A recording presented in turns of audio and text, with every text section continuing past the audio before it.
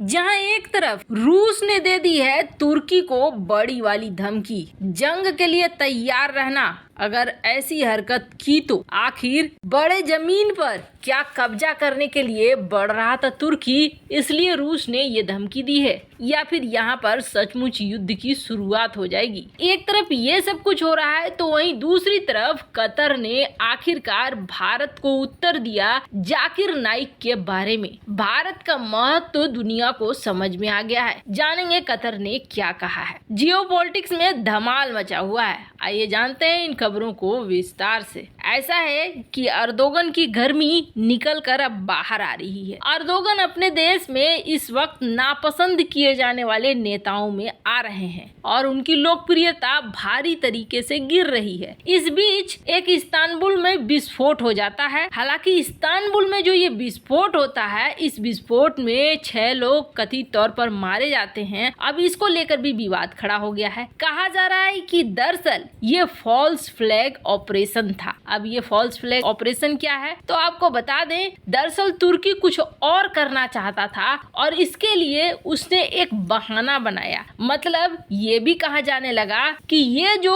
घटना हुई है, इस घटना को तुर्की ने खुद ही कराया है ताकि सीरिया पर यह हमला कर सके। और देखने को भी मिला अचानक से इसके बाद इन्होंने सीरिया के कुर्द इलाकों में हमला करना शुरू कर दिया। चलो समझ में आया, एयर स्ट्राइक कर दिया, हवाई हमले कर दिए और फाइटर जेट वापस आ गए। लेकिन अब अचानक से तुर्की ने ये कह दिया कि हम जमीनी सेना लेकर जाएंगे, हम टैंक वैंक सब लेके जाएंगे और हम कुर्द के जो विद्रोही हैं उनको तबाह करके छोड़ेंगे। अब इसका सीधा मतलब ये हो गया कि टैंक और जमीनी सीमा बढ़ाने का मतलब हो गया कि सीरिया पर नया हमला। वैसे आपको बता दे, पिछले कई दिनों से सीरिया पर हमले कर रहा है, लेकिन अब यह हमला तुर्की को भारी पड़ रहा है। अब भारी इसलिए पड़ रहा है क्योंकि सीरिया रूस का दोस्त है। तुर्की लगातार जो हमले कर रहा है, अब ये रूस को पसंद नहीं आ रहा है। रूस ने सीधे सीधे तुर्की को चेतावनी दे दी है कि वो सीरिया पर हमले करना बंद कर दे।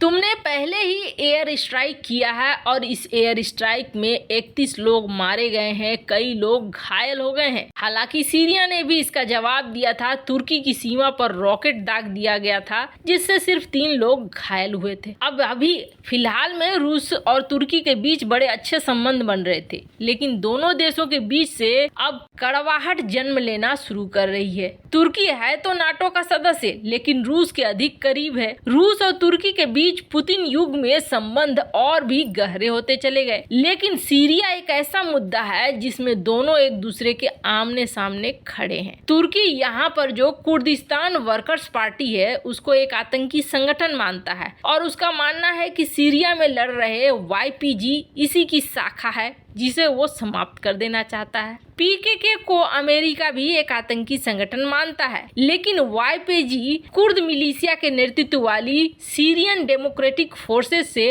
अमेरिका का गठबंधन है, क्योंकि इस संगठन की मदद से अमेरिका ISIS पर लगाम लगाने में कामयाब हुआ था। इसे लेकर अमेरिका और तुर्की के बीच में दरार पहले ही पैदा हो चुकी है। अब तुर्की ये चाहता है कि इस मामले में हम अमेरिका को घुसने ही नहीं देंगे और इसका फैसला हम अपने हिसाब से करेंगे और अपने हिसाब से करने के लिए वो टैंक लेकर बढ़ना चाहता है सीरिया के तरफ। कहा तो ये जा रहा है कि इसके ज्यादा जमीन पर कब्जा करना चाह रहा है तुर्की और अपने देश में लोगों का ध्यान दूसरी तरफ बटाना चाह रहा है, इसलिए उसने ये रास्ता अपनाया है। खैर, रूस यहाँ सामने आ गया है और इसके बाद देखना होगा कि तुर्की रूस की बात मानता है या नहीं मानता है। इसके पीछे कारण है, इस वक्त रूस से तुर्की को बहुत ज्यादा फायदा है। एक तो इसने रूस से S-400 खरीदा है, दूसरा ये रूस के गेहूं का एक हब बनना चाहता है ताकि इसे प्रॉफिट बहुत ज्यादा हो। तुर्की बड़ी मात्रा में रूस से गेहूं खरीदे, दुनिया भर को गेहूं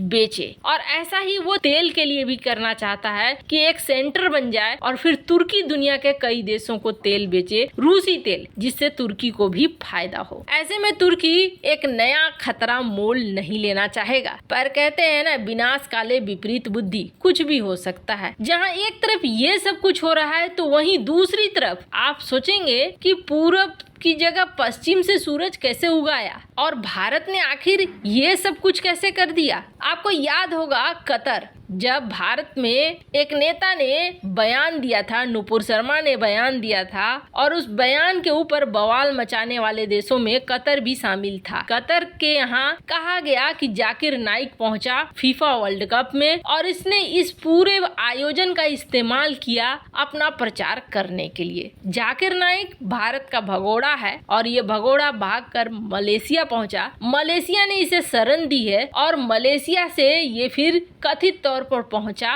कतर और कतर में इसने कई आयोजन किए। ये भी कहा जाने लगा कई जाकिर नाइक के बोल भारत के खिलाफ रहे हैं, भारत के धर्म के खिलाफ रहे हैं। हिंदू धर्म के प्रति उसने कई बार ऐसे अपशब्दों का इस्तेमाल किया है जो बेहद गलत है। उसके संगठन को बैन करते हुए भारत उसे पकड़ना चाह रहा है, लेकिन अभी वो भागा हुआ है। ऐसे में अगर खबर ये आती है कि कतर में जाकिर नाइक पहुंचा है तो भारत का गुस्सा आना बिल्कुल जरूरी था। भारत के एक्सटर्नल अफेयर्स ने ये कहा कि हम इस मुद्दे को कतर से उठाएंगे, क्योंकि इस वक्त कतर के इस फीफा वर्ल्ड कप का विरोध पश्चिमी दुनिया से लेकर यूरोपीय दुनिया तक सब कर रहे हैं कि यहाँ मानव अधिकार का बहुत उल्लंघन है, यहाँ बहुत तरह की समस्याएं हैं, यहाँ पर नहीं होना चाहिए फीफा वर्ल्ड कप। लेकिन इस वक्त भी भारत ने कतर का साथ दिया। भारत के उपराष्ट्रपति जगदीप धनखड़ कतर पहुंचे। यहाँ इन्होंने कतर के नेताओं से मुलाकात की, कई अधिकारियों से मुलाकात की, कई गणमान्य लोगों से मुलाकात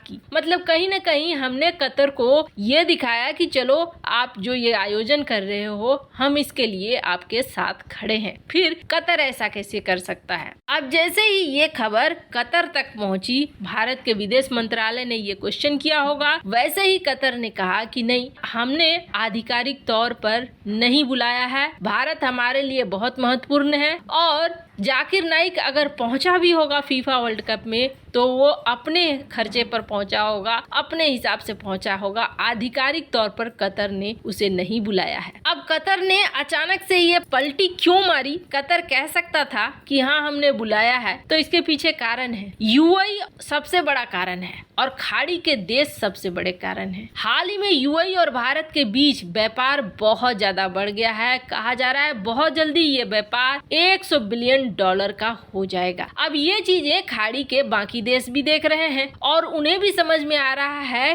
कि भारत अब एक बड़ी शक्ति के रूप में उभर रहा है, एक बड़े मार्केट के रूप में उभर रहा है। ऐसे में भारत के साथ रिश्ते खराब करना भविष्य के लिए अच्छा नहीं होने वाला है। यही वजह है कि कतर ने अब इस बात को लेकर सीधे सीधे कह दिया कि भारत हमारे लिए महत्वपूर्ण है, हम ऐसा कुछ नहीं करेंगे जिससे कि भारत को तकलीफ हो। पर अभी भी हमारे 8 से 9 नौसेना के लोग कतर के कब्जे में हैं और हमें अब इस मौके का फायदा उठाना चाहिए और कम से कम कतर से उनकी रिहाई को लेकर आगे कदम बढ़ाना चाहिए। वैसे इस मामले में आपकी क्या राय है? कमेंट कर जरूर बताएं।